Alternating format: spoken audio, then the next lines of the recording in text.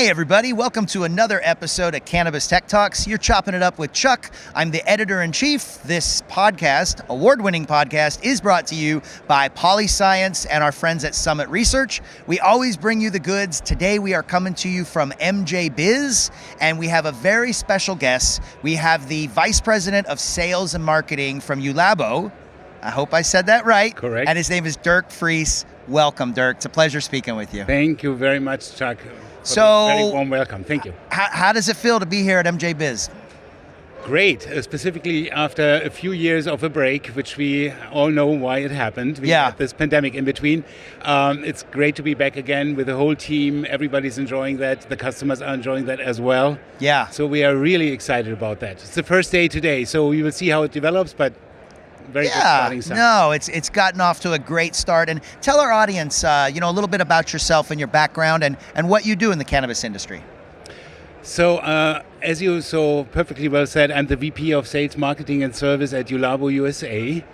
And JULABO is a provider of liquid temperature control. So we have heating circulators and cooling circulators, chillers, and you need that in the cannabis industry.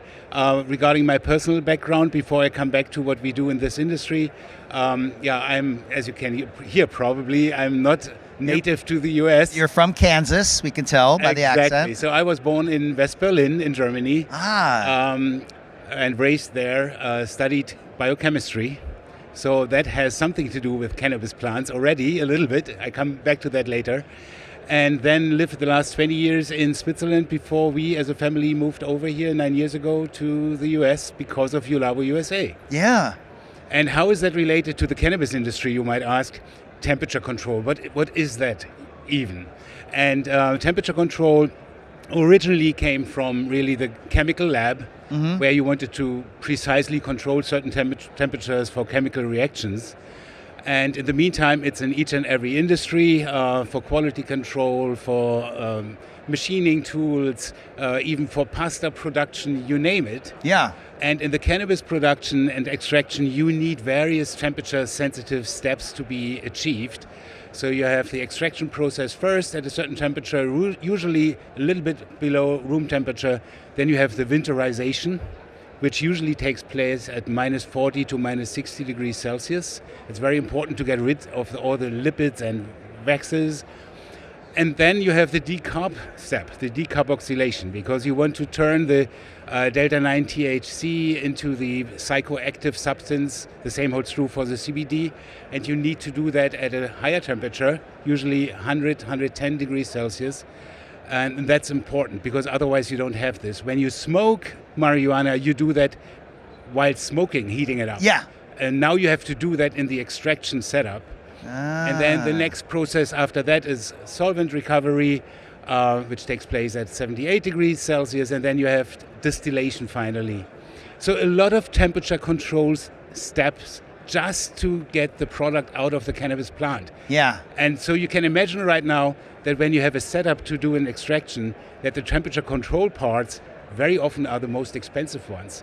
And that's very often underestimated. It's kind of a niche in a niche, but very, very important. If you don't do that, then you end up with a lot of side products that you don't want to have, and that really a lot of product goes to waste finally.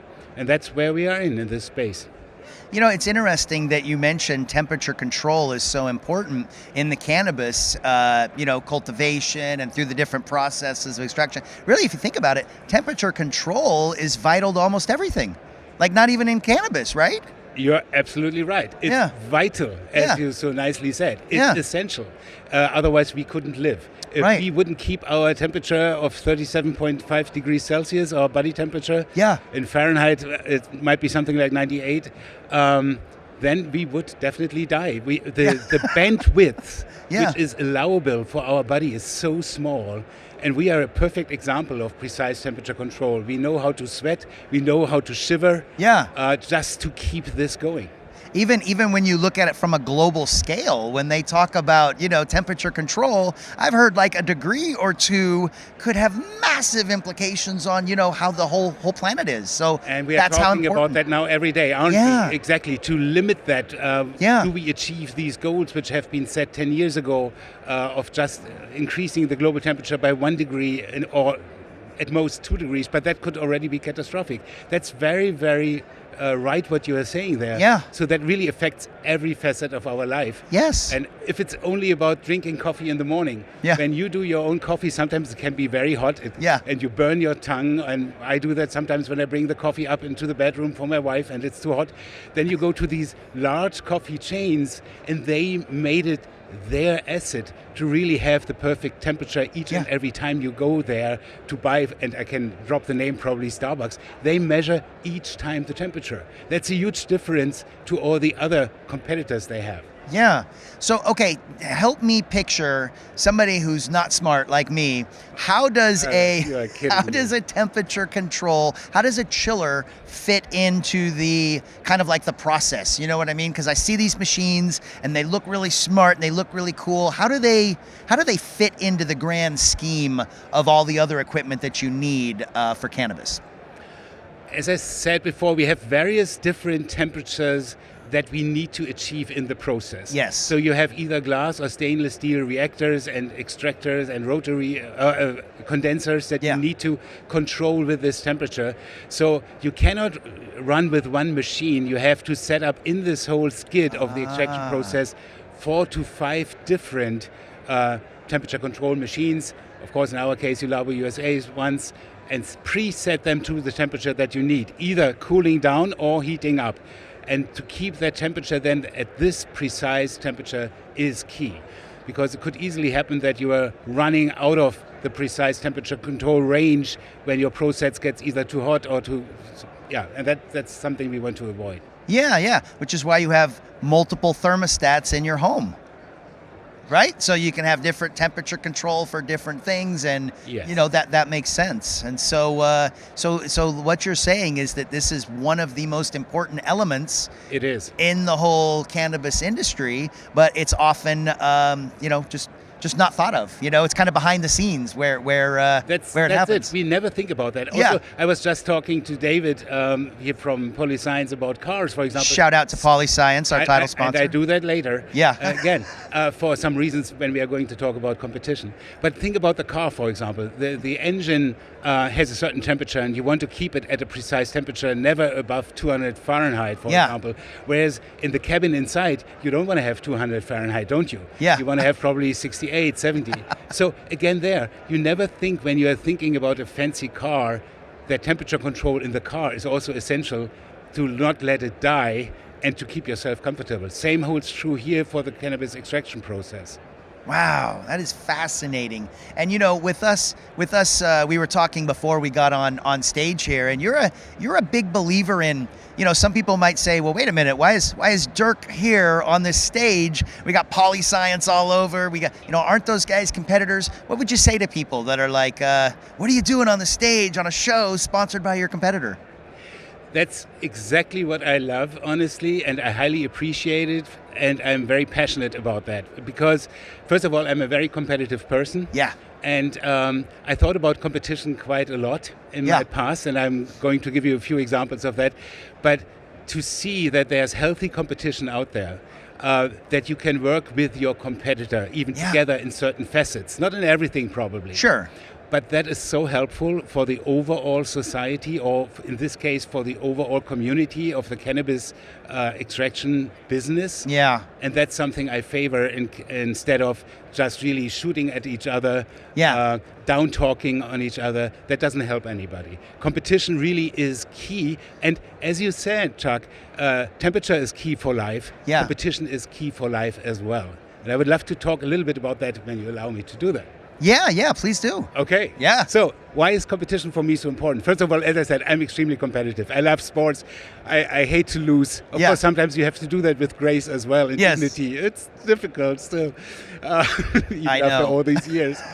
But as I'm a biochemist, I was working a lot with cells.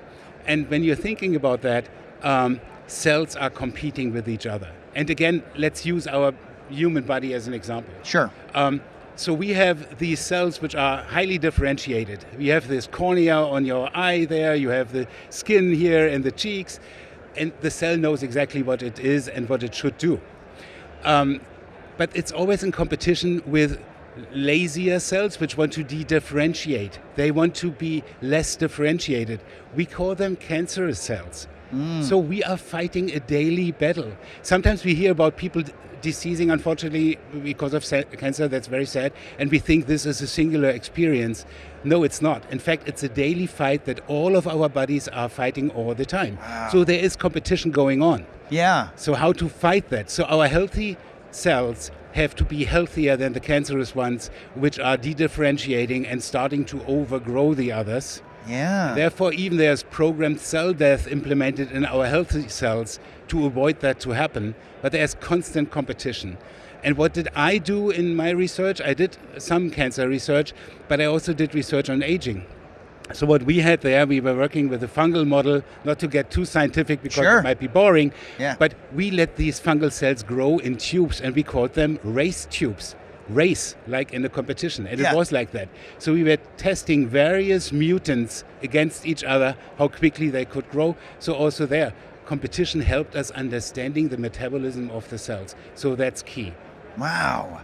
No, that's fascinating. And I feel the same way in this industry. There's other magazines that are here. Absolutely. There's other, media brands that are here. And, people say like, isn't that your competition? Don't you want to take them out? I'm like, I have no interest at all in taking them out. I want them to prosper. I want to work with them. I want to collaborate with them because I believe a rising tide lifts all boats. And so I don't look at, unless they're doing 100% right. Yeah, unless they're doing something, like they're out there, talking shit about me or my company or something. But no, I honestly feel there's enough that we all can work together and help this industry because everybody's got a reason for being in this industry, some kind of passion for being here. And I'm a big fan of working with what people would call competitors. And when we say, Chuck, that helps the industry, that sounds very altruistic. Do we really want to help our competitors? Probably not really in the bottom line, but it helps the industry, but it also helps us. Yes. And I think that's key here as well. We are selfish in a certain way, and we have to be. You were talking about the open market compared to socialism, for example. Yeah. There was no competition. We have seen what this led to. That all went downhill. So open market economy is something I honestly believe in. Yeah. So the competition helps the audience, the clients, in your case, the readers of your magazine and the listeners to this podcast, because they get diversity. And to be successful, you try to be more innovative. Yeah. You use your curiosity. What's the next trend? What's going on there? You develop your next product. And that's what we are doing as well. So we are competing with companies like Polyscience. Yeah. That helps us to always stay at the forefront as they try to do that as well. Yeah. And are successfully doing so. And we have different niches that we are acting in as well. But that really propels you forward as a company. And it propels forward our customers and the markets in general, the stock markets finally, so it helps society. And I really strongly believe in that, because I've lived in West Berlin, surrounded what we called the Red Sea by the socialists at the time, and we have seen what they had and what we had. And really, that was for me so heartfelt, so closely, that I really believe in competition and not in monopoly. Well, not only that, because competition is inevitable, right? That's going to happen. But if you embrace it, you can use it, like you said, to innovate, to grow, to be better. Michael Jordan probably wouldn't have been Michael Jordan if he didn't have Larry Bird, Magic Johnson, Isaiah Thomas, right? Those people pushing him, and that made him become Michael Jordan. And that makes up getting out of bed every morning. We want to be better and we want to be successful. Yeah. And that's so necessary. And you're talking about sports. Sports without competition is impossible. Oh my God, that sounded gross just thinking about it. Yeah. Exactly. And there was a study which I've written about in my Forbes article about competition, that young adults or children of 13 to 14 years of age are losing interest in sport because then sometimes the competition becomes unhealthy. Yes. Then it's just driven by other ideas, not anymore, am I quicker than my pal or whatever. Yeah. Then it becomes unhealthy. And unhealthy competition is something like doping, for example, in sports, or gamesmanship, when you are taking advantage of things which are perhaps legally accepted but not really nice. Yeah. So we should come back to the old British idea of sportsmanship. That's what I believe in. Yeah. And that really helps everybody. And Well, and also in business. Yeah, Don't talk down on others. Don't copy others. Yeah. That doesn't help you. That doesn't help anybody. Yeah. No, that's a great a parallel, because if you think about it, there are a lot of similarities between great sports teams and Yes. great business teams. You know, Absolutely. and I've had the privilege of speaking with athletes who were elite athletes at the professional level and now are in the cannabis industry. And I say, is team building important in both sports and this? And they would say, absolutely, 100%. You know, you've got to have that culture. You have to have the right people. You know, you have to have a little bit of competition. You know, you have to know how to push the right buttons to grow. And I think that that's a really interesting parallel between sports and business. And that leads to the fact that competition also can be and should be fun. Yes. As you just said, with the teams and the sports teams, and when you see the kids playing soccer or basketball or whatever it is, they enjoy that. Yeah. That's what we should still do, also competing with other companies in the business. Yeah. That's what I honestly do. I really enjoy each and every day seeing that. And also when others are trying to copy us, okay, I can only smile about that, because that's a compliment. Well, success leaves clues, and you guys are very successful at what you do, so it's inevitable, you know, that people are going to try to, imitate or copy. But I don't know. What do you think about the future? You know, what direction are we going? Do you think it's moving in the proper speed as far as, you know, legalization and expansion and stuff like that? Do you think that maybe it should be a little bit quicker and it's bogged down in, you know, bureaucracy? What do you think? That's a very interesting and also political question. Yeah. And here again, I'm a little bit biased based on what we do as a company. Yeah. And again, I'm also talking here for Polyscience in a certain way, because they are on the same niche if it comes to the lab space that we are in. When everything is legalized and transportation of cannabis products across state borders is possible, then the big guys come in. Yes. You will not see, and that's a little bit sad, I'm saying, and I know I'm biased here, you don't see boutique extraction companies then probably anymore. You see the big guys who are just waiting for that day to happen. What does that mean for JULABO USA? What does that mean for Polyscience and others? That becomes an industrial scale where none of us is playing. That's a different kind of industry and machinery which goes along with that. So for us, yes, it would be great if additional states legalize. If it goes too quick and everything on a federal level is legalized, we will shoot ourselves in the foot in a certain way. Yeah, that's unintended consequences. Always plays a role, and I think you're right. So what about Germany? I was just there for the International Cannabis Business Conference. My first time to Europe, my first time to Germany. Just now, wasn't it? It's not long ago. Berlin, yeah, a few months ago. Are they going to legalize, and are they going to lead the way in Europe? They will, for sure. Heiner Lauterbach, the Minister for Health, he's pushing for that right now. And and he obviously has inroads, so that will happen pretty soon, I'm very sure. Yeah. And other countries as well in Europe. They'll follow. Yes. Yeah. Wow, that's amazing.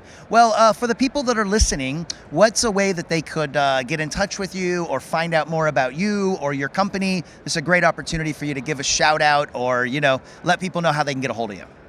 So yeah, please check out our company, JULABO USA. You find us on the website julabo.us, JULABO.us. That's very easy. You find myself under Dirk Frese, DIRKFRESE on LinkedIn. For example, that's the best way to get in touch with me. Or my email address, that's dfr@julabo.us. Nice. Well, thank you so much. I have you, learned Chuck. a ton being here pleasure, with you. really. It was a pleasure being with you, and we're definitely going to have to talk again.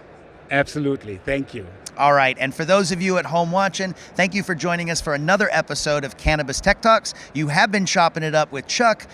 Very special thanks to our title sponsor, Polyscience. Of course, Summit Research is working with us here. Let's not forget, we have a golden ticket promo that's happening right now. So if you're at MJBiz, grab a magazine, look for a Willy Wonka ticket. We have a ton of prizes, and this is being sponsored by STM Canna, who is one of the leaders in pre-roll automation. While you're at it, if you're watching this, make sure you subscribe, hit the like, leave a comment, share with your friend, send out a smoke signal, whatever. Let people know about Cannabis Tech Talks. It is an award-winning podcast, and we're super happy to have you here. Thank you so much, Dirk. For those of you listening, we'll see you next time on Cannabis Tech Talks. Thank you again.